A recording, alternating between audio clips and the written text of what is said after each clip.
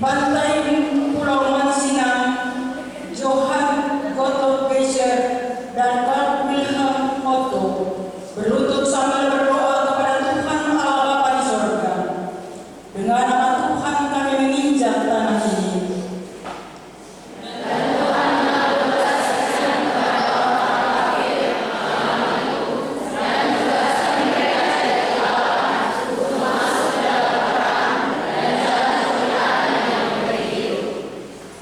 Efesus pasal 5 ayatnya yang ke-8 hingga ayatnya yang ke-9 berkata, memang dahulu kamu adalah kegelapan, tetapi sekarang kamu adalah terang di dalam Tuhan. Sebab itu, hiduplah sebagai anak-anak terang, karena terang hanya bertuakan kebaikan dan keadilan dan kebenaran.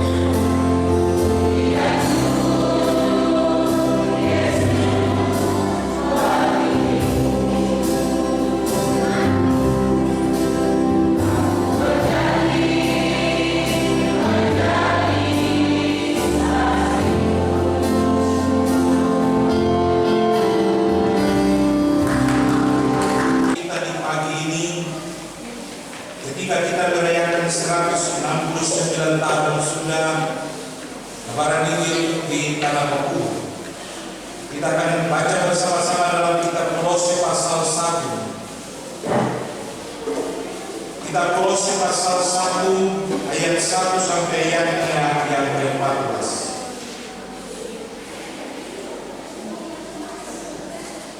Kitab Kolose pasal 1 ayat 1 sampai ayatnya yang ke-14.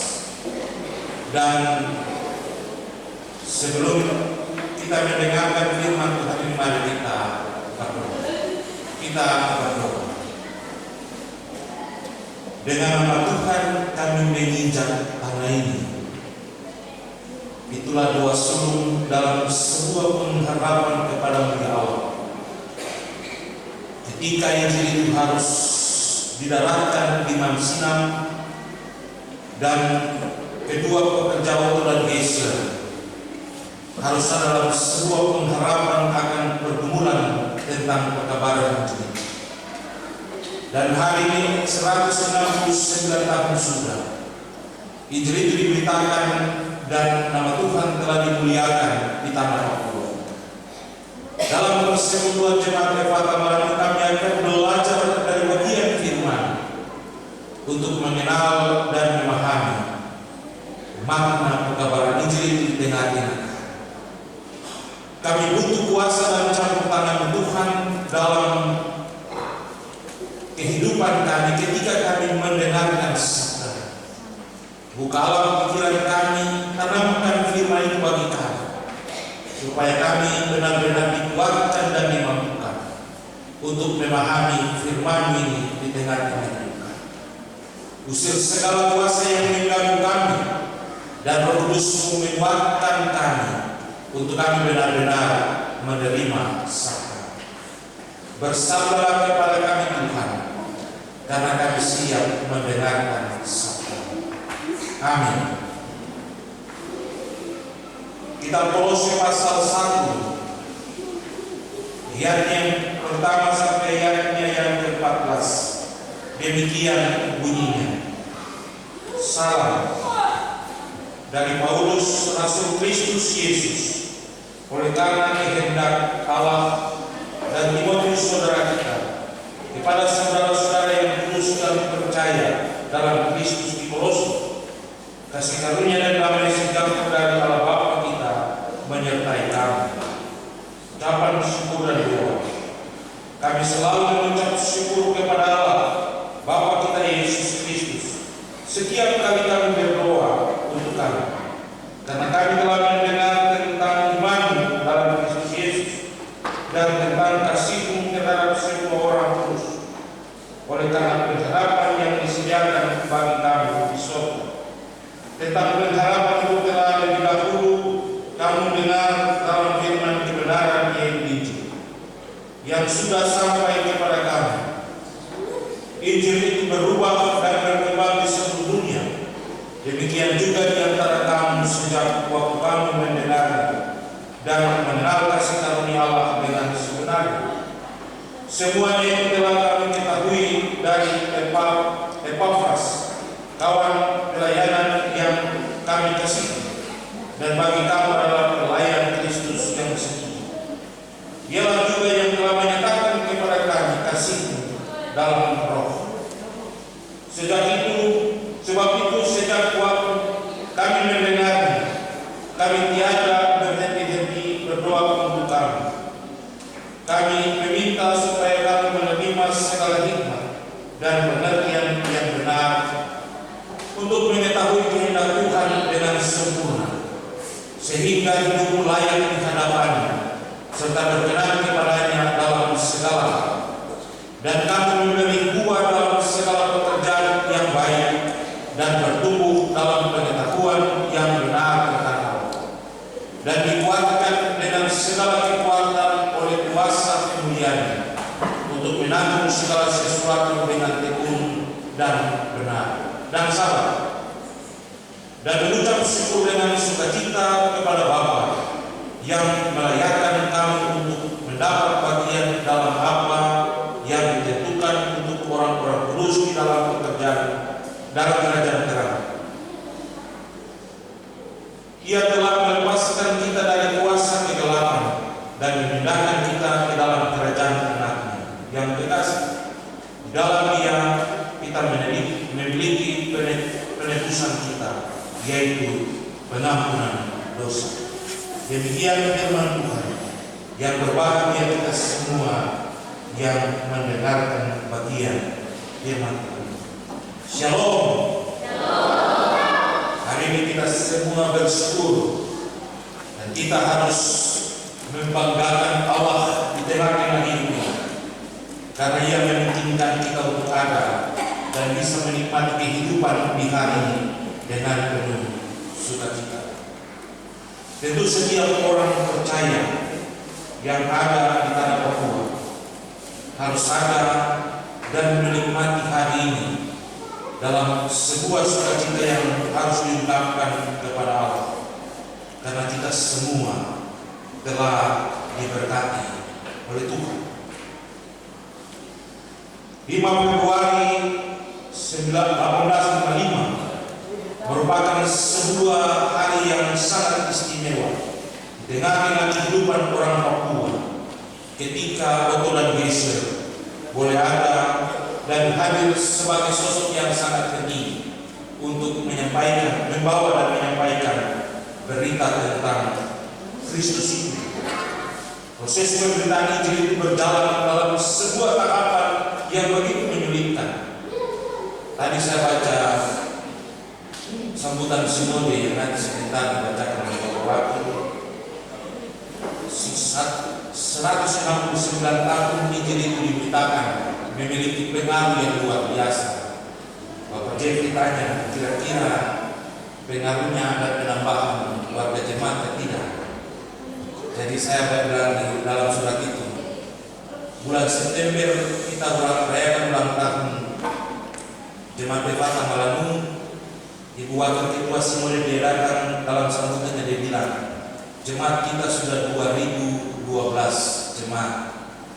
Tapi yang sampai hari ini ketika surat sinode sampai, kita punya jemaat sudah 2034 jemaat. Baru beberapa bulan saja sudah tambah berapa jemaat. Hari ini juga mungkin ada terjadi sebuah proses penambahan.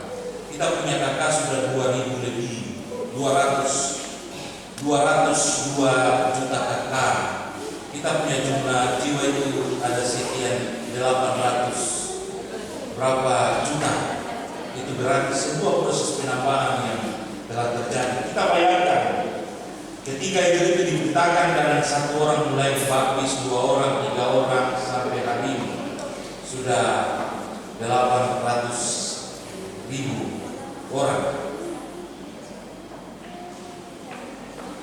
Oleh sebab itu dari kitab Kolose pasal 1 ayat 1 sampai 14, kita semua diajak untuk kami, dan memang kami sejarah pekabaran itu di tanah Papua ini dengan sebuah catatan tema pemberdayaan Papua untuk penginjilan bagi dunia.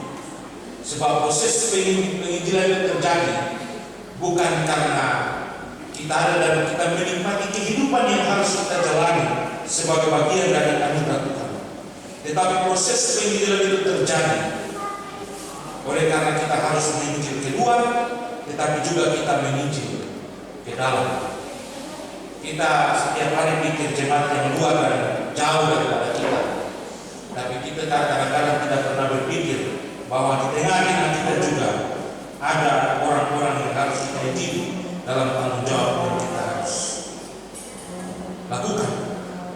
Ayat 1 sampai ayat yang keempat dari bagian firman Tuhan yang kita baca ini, Rasul Paulus menyebutkan jemaat sebagai orang-orang percaya di Kolose, di mana dalam sapaan orang-orang percaya itu ia menyapa mereka dengan saudara-saudaraku yang kudus. Artinya bahwa dalam surat Paulus kepada jemaat di Kolose, ia mengajak dan meminta kepada orang-orang Kolose untuk memahami bahwa ketika mereka mengenal Kristus, maka mereka telah menjadi bagian daripada sebuah kehidupan orang-orang kudus, karena mereka pantas menikmati kekudusan itu dalam sebuah anugerah kasih setia. Itulah sebabnya ia sangat menghargai dan menghormati orang-orang di Kolose, dengan sapaan yang begitu istimewa adalah mereka orang disebut sebagai orang-orang kudus. Dari bagian ini juga Paulus mengungkapkan sebuah rasa syukur dan hormat yang besar kepada orang-orang di Kolose dalam sebuah doa yang dia ungkapkan.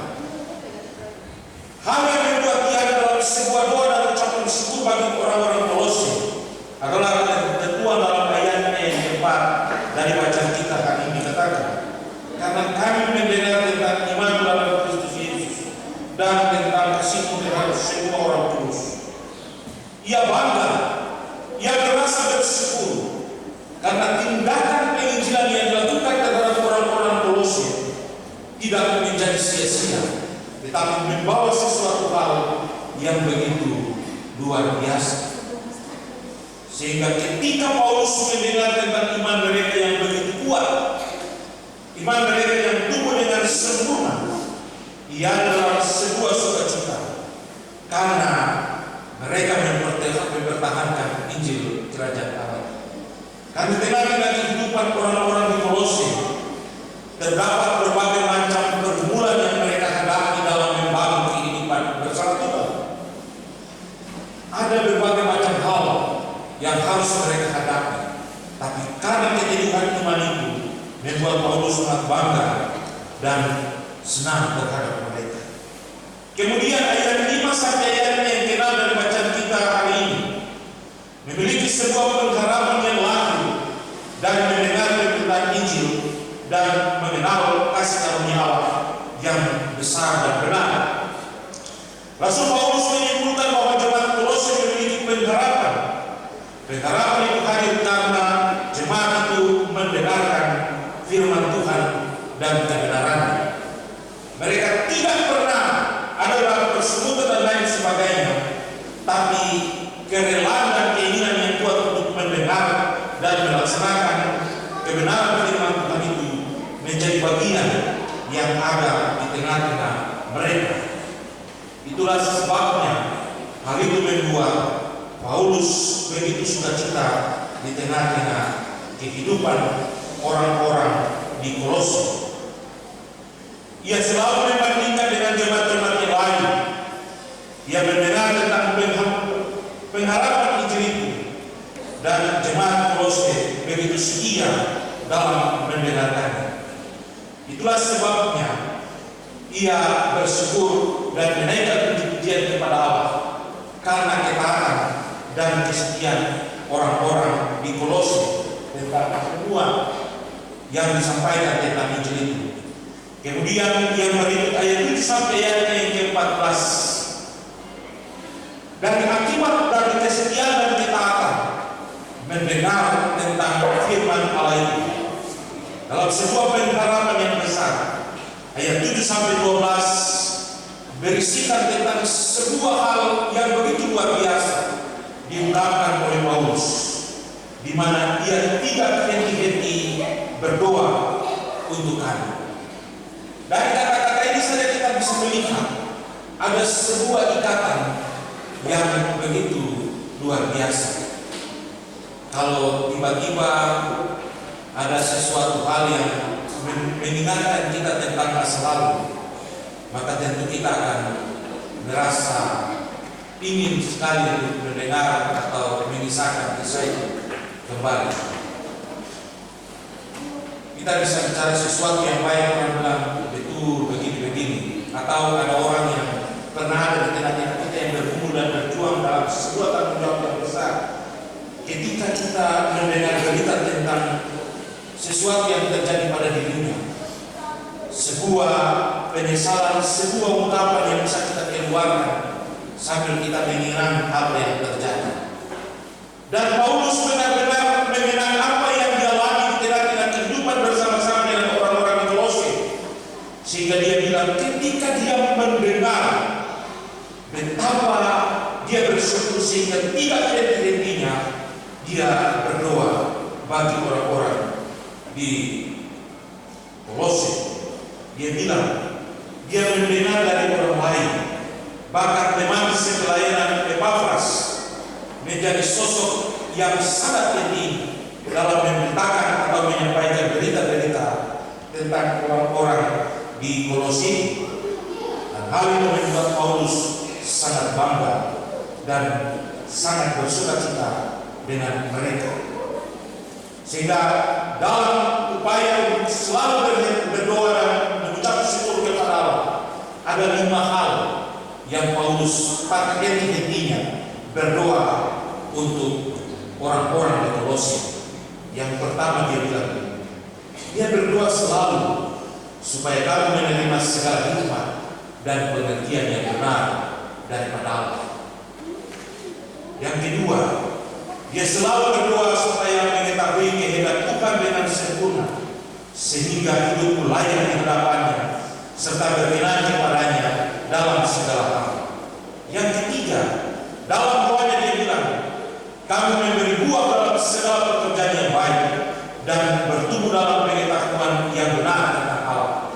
Yang keempat, mereka selalu biasa dikuatkan dengan segala kekuatan oleh kuasa kemuliaan Allah untuk menanggung segala sesuatu dengan tekun dan sabar.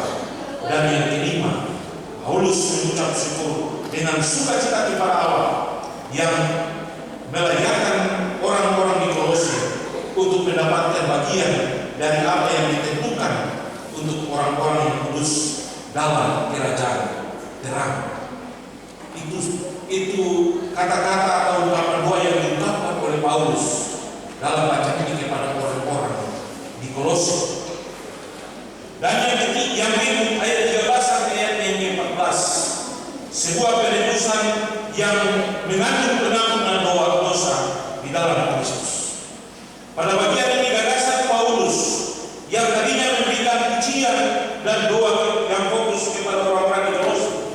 Dan ayat 13 sampai 14 fokusnya ditingkatkan menjadi standar pengertian iman bagi jemaat-jemaat Kristiani, di mana kita yang ada memahami dan menyadari tentang kasih karunia Allah yang besar. Dahulu tanpa Kristus, kuasa kegelapan yang mencekam kita. Sekarang Kristus dengan kuasanya telah melepaskan kita dari kuasa kegelapan dan segala hal yang ada di hati-hati.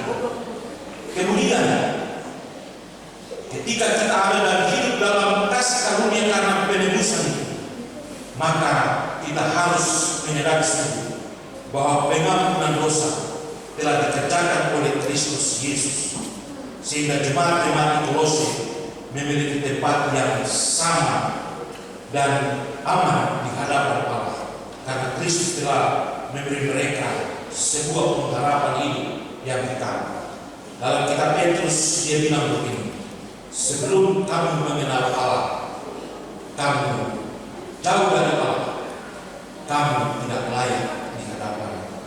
Namun ketika kamu mengenal Allah dan kamu dekat dengan Allah, maka kamu menjadi berharga di mata Allah. Sama halnya dengan orang-orang di Kolose, ketika mereka mengenal Allah, membangun pengharapan dan iman yang kuat kepada Allah, pada akhirnya mereka menikmati segala kekayaan kasih karunia Allah di tengah-tengah hidup. Hari ini 169 tahun sudah Injil itu diberitakan. Sebuah proses pergumulan itu tidak segampang yang kita pikirkan.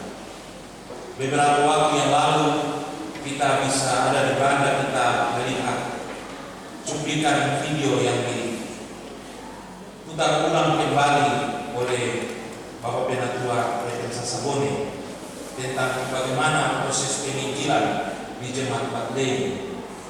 Opa Sasabone jalan panjang bersama-sama dengan rombongan dengan segala pergumulan yang luar biasa. Akhirnya mereka tiba sampai di sana. Itu sebuah proses yang luar biasa. Kadang-kadang kita harus menjalani proses perjalanan panjang dalam memberitakan Injil. Dalam kadang-kadang 2 hari, 3 hari baru sampai di tujuan.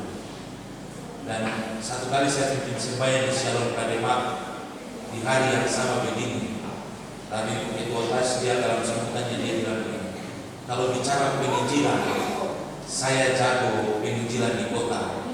Kalau bicara penginjilan di kampung, Pendeta Udayana dia jago. Karena Haifat, pertama saya datang 9 jemaat, saya buka sampai jadi 20 jemaat. Nah, ini satu pengalaman. Bukan berarti bahwa sebuah proses itu menjadi sebuah hal tidak menyenangkan.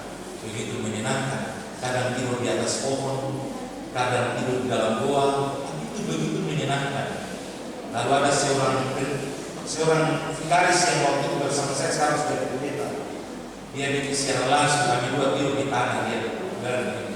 Gara-gara pendeta satu ini sudah yang bikin hari ini saya tidur di atas tanah tanpa ada alas satu hal yang bisa saya tidur.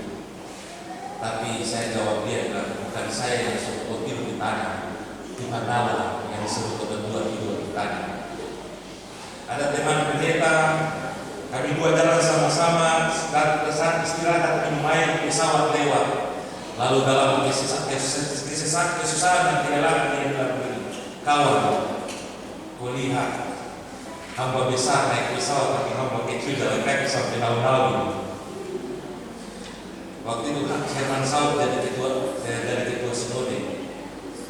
Barang itu sampai di telinga, kalau saya jadi pulang, dia kumpul semua orang hebat beli tiket pesawat Pendeta Udayana pulang. Karena dia harus jadi hamba besar, karena dia telah menjadi hamba kecil untuk memberitakan Injil. Ada kisah satu lagi yang begitu menarik. Pendeta Markus Van almarhum dan Pendeta Hukumbo berdua melaksanakan tugas tanggung jawab pikul toga menyeberang lumpur dan rawa di Kasih Sinanwata. Lalu sambil berdua cerita-cerita dalam istirahat, Pendeta Hukumbo bilang begini, sobat, kalau kami di Biak itu bicara Injil begitu, kami kencang sekali, kami semangat dan luar biasa. Tapi ini pekerjaan Tuhan jadi saya kabar saja. Lalu almarhum Pendeta Van bilang, sobat, kau telah pikir kami di Maibar kan? Kalau bicara Tuhan itu kami luar biasa. Kalau mau berkorban itu kami sudah ini. Tapi ini untuk Tuhan proyek jadi kedua jalan saja. Bapak itu sedikit hal-hal kecil dalam sebuah proses pemberitaan Injil yang begitu menyakitkan dan luar biasa, tapi dijalani dengan penuh sukacita oleh hamba-hambanya. Proses perjalanan jemaat Efata Malamun untuk ada dan menjadi sebuah jemaat yang luar biasa. Omaweli masih ada sebagai tokoh-tokoh yang menjadi majelis dan bergumul untuk jemaat ini. Sekarang kita yang muda-muda sudah menikmati semua itu. Seandainya Omaweli ada Jambi, satu tempat baru. Ketika tanya, kira-kira Efata itu bukan, Oma, biar jemaat sudah begini, sudah bangun meja begini, pasti ada sukacita yang luar biasa dalam sebuah tanggung jawab yang dilakukan. Pasti ada kisah kenang dengan mencucurkan air mata. Dulu kami ada dalam perkumpulan begini, tapi sekarang dia sudah luar biasa. Dan hal itu juga yang didengar oleh Paulus ketika dia memberitakan Injil itu dalam sebuah tantangan yang besar. Otto dan Gessler juga mengalami sebuah situasi di makam Otto tertulis begini, jika saatnya nanti di surga saya menemukan satu orang Papua saja, betapa bangga dan betapa bersyukurnya dia, karena Injil Kerajaan Allah itu telah membuahkan hasil yang luar biasa.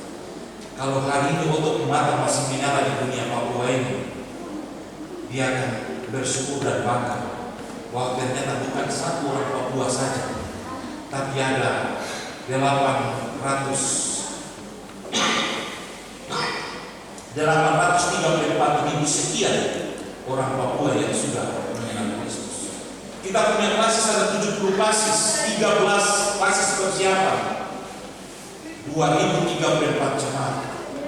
Waktu itu Otto dan Gessler bilang, cuma Petrus Gavian satu saja ini.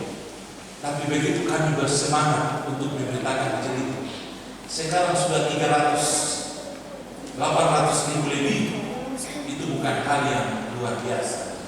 Jemaat Efata saja mati banyak, tapi yang lahir juga kencang, lahir juga banyak. Dan itu sesuatu hal yang harus kita banggakan karena Injil. Dalam ketaatan dan kesetiaan, kita ada dalam melakukan apa yang harus kita lakukan di tengah-tengah pergumulan ini. Apa yang kita terima daripada Tuhan, apa yang kita lakukan dan kita nikmati di tengah-tengah pergumulan ini, ketika kita ada dalam ketaatan dan kesetiaan itu. Dalam doanya Paulus dia bilang begini, aku bersyukur supaya kamu semua menerima segala hikmat dan pengertian yang benar dari Allah.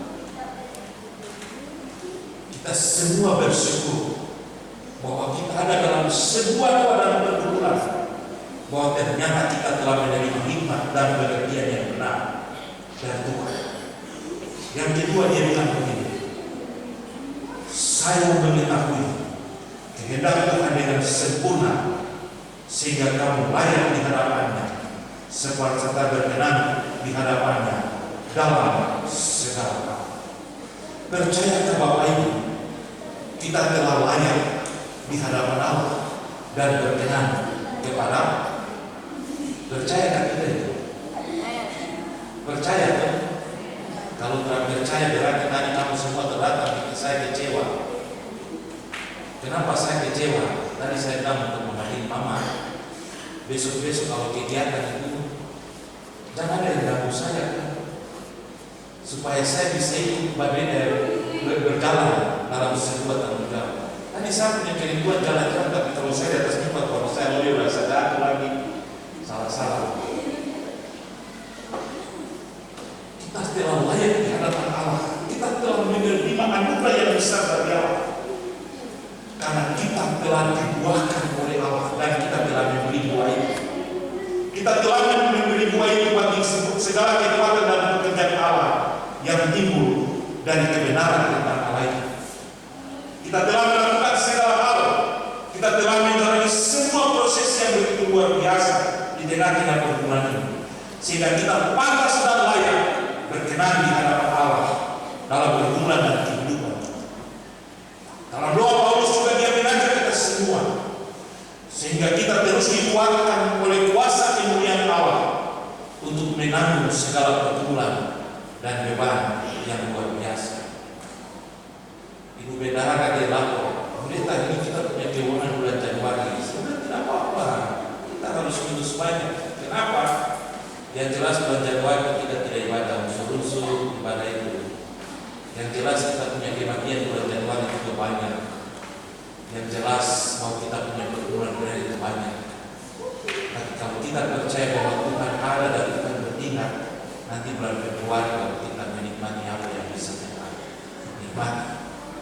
Dan itulah anugerah Tuhan yang harus kita ada dalam segala macam tanggung jawab yang harus kita kerjakan. Tapi Tuhan akan membuat kita kuat, kita bertekun dan kita sabar dalam segala. Atas dasar semua itu, Paulus mengajak kita semua, mari kita semua terus bersyukur dan bersukacita.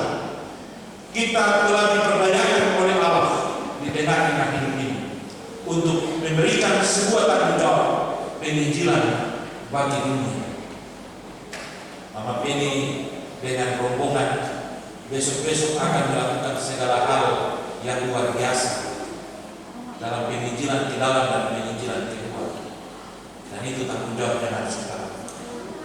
Oleh sebab itu Bapak Ibu, mari firman Tuhan ini mengajak kita semua untuk kita terus berjalan dan melakukan apa yang harus kita kerjakan supaya kita terus berkenan kepada Allah, kita diberkati oleh Allah dan kita menikmati segala hal yang bisa kita nikmati di tengah-tengah pergumulan ini. Tuhan memberkati kita. Amin. Paduan suara yang dua.